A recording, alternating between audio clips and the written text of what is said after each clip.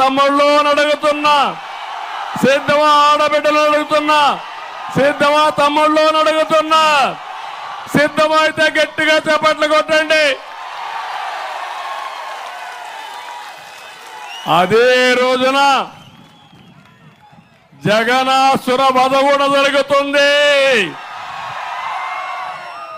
జగనాసుర వధ, అమరావతి రక్షణ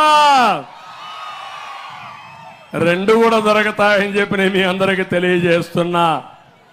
ఈ రాష్ట్రాన్ని కాపాడుకోవాలి, ప్రజలు గెలవాలి, జగన్ పోవాలి. జగనాసుర వధ,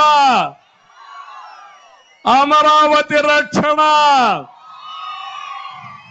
రెండు కూడా జరుగుతాయని చెప్పి నేను మీ అందరికీ తెలియజేస్తున్నా. ఈ రాష్ట్రాన్ని కాపాడుకోవాలి, ప్రజలు గెలవాలి, జగన్ పోవాలి. అందుకే జగన్ జరగమంటున్నాం. జరుగు జగన్, నీ పని అయిపోయింది, ఇంకా మిమ్మల్ని మేము భరించలేము, భరించే శక్తి మాకు లేదని ప్రతి ఒక్కరూ నినదించాలి. చేస్తారా అని మిమ్మల్ని అడుగుతున్నా. అందుకే నేను అడుగుతున్నా, ఒక్కటి కాదు, బాధ, ఆవేదన.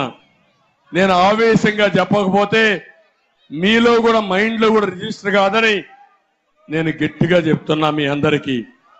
ఎవరైనా కనీస ఇంగిత జ్ఞానం ఉండేవాడు 10 కోట్ల రూపాయలు పెట్టి ఖర్చు పెట్టిన ప్రజావేదికను కూల్చేస్తారని అడుగుతున్నా.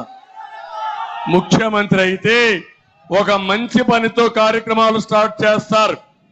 దుర్మార్గుడు ప్రజావేదిక కూల్చేసి పరిపాలన ప్రారంభించాలంటే ఆ రోజే అర్థమైంది, ఈయన మైండ్లో సరిగా లేదు, ఏదో ఉంది అని ఆ రోజే నాకు అర్థమైపోయింది. 5 ఏళ్లు ఇట్లే పరిపాలన ఉంటుంది అనుకున్నాను. ఈ రోజు చెప్తున్నా, నేను వస్తానే మళ్ళా ప్రజావేదిక నిర్మాణం జరుగుతుంది. ప్రజాపాలనకు నాంది పలుకుతుంది. ఇంకో పక్క నేను అసెంబ్లీకి చెప్పాను, అసెంబ్లీకి నేను రాను, ఇది గౌరవ సభ, క్షేత్రస్థాయిలో గెలుస్తా, మళ్ళా గౌరవ సభ చేసి కాలు పెడతానని చెప్పారు. అందుకే 4వ తారీఖున మళ్ళీ గౌరవ సభలోకి సగౌరవంగా ఎంటర్ అవుతామని చెప్పి కూడా నేను మీకు తెలియజేస్తున్నా. ఏం తమ్ముళ్ళు, సిద్ధమా మీరు? జగన్మోహన్ రెడ్డి ఇంటికి పంపించడానికి సిద్ధమా మీరు? నిన్న ఈరోజు మీటింగ్లు పెట్టారు. ఒక్కొక్క మీటింగ్ 20 కోట్లు, 1500 బస్సులు, బిర్యానీ ప్యాకెట్లు, quarter bottle, half bottle liquor తాగేసి పడుకున్నారు. కానీ ఎవడో మీటింగ్ లో కూర్చునే పరిస్థితి, పారిపోయారు. ఈ రోజు నేను చూస్తే స్వచ్ఛందంగా ఎక్కడికి పోయినా పెద్ద ఎత్తున మీరు వస్తున్నారు, ఉత్సాహంగా వస్తున్నారు. అవునా కాదా? మన మీటింగ్లకి ఆయన మీటింగ్లకి వ్యత్యాసం అది. నేను ఒక విషయం మిమ్మల్ని కోరుతున్నా, ఒక్క అమరావతి కాదు, రాష్ట్రానికి చాలా అన్యాయం జరిగింది. 5 ఏళ్ల పాలనలో ఈ రాష్ట్రం 30 ఏళ్లు ఎన్నికెళ్లిపోయింది. నేను కూడా మీరు చూస్తే 45 ఏళ్లుగా ఉన్న రాజకీయాల్లో. నేను 14 సంవత్సరాల ముఖ్యమంత్రిని, ఎన్టీ రామారావు గారు 8.5 సంవత్సరాల ముఖ్యమంత్రి, 22 ఏళ్లు ఇద్దరు కలిసి ముఖ్యమంత్రిగా ఈ రాష్ట్రంలో ఉన్నాం. మిగిలిన సమయంలో అనేక మంది ముఖ్యమంత్రులు చూశాను. ఇబ్బంది పెట్టాడు ఈ దుర్మార్గుడు. కానీ ఈరోజు కక్ష తీర్చుకునే పరిస్థితి మీకు వచ్చింది.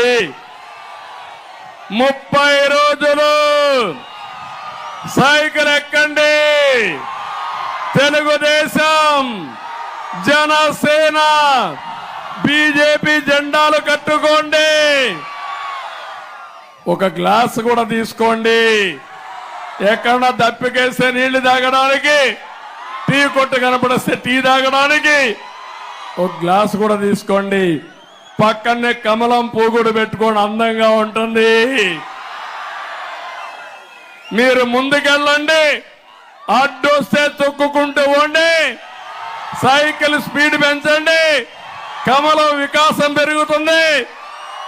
ఎవరైనా అడ్డం వస్తే, గ్లాస్ మీదకి వస్తే ఆ గ్లాస్ పోయి వాళ్ళ గుండెల్లో చిక్కకపోయాడుగా, గుచ్చుకునేట్టుగా చేస్తారా అని మిమ్మల్ని అడుగుతున్నా.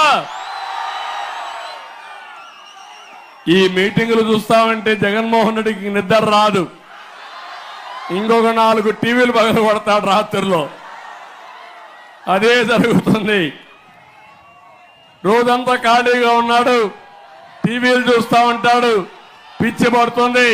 పిచ్చి పట్టినప్పుడు టీవీ పగలు కొడతాడు. ఎవడన్నా వస్తే వాడి పని అయిపోతుంది, ఇంక తల పగలు కొడతాడు వాడిని.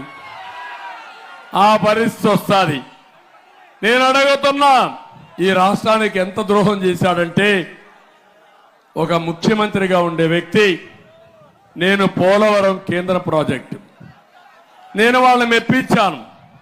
మెప్పించడమే కాకుండా ప్రధానమంత్రి కూడా అభినందిస్తున్నా. నేను ముఖ్యమంత్రి అయిన తొలి రోజు నేను ఢిల్లీకి వెళ్ళాను. ప్రధానమంత్రి గారిని, ఆ రోజు రాజ్నాథ్ సింగ్ గారిని, వెంకయ్య నాయుడు గారు ఉన్నారు.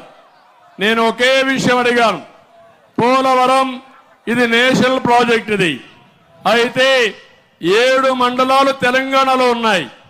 తెలంగాణలో ఉండే మండలాలు ముంపుకు గురవుతాయి. మీరు 7 మండలాలు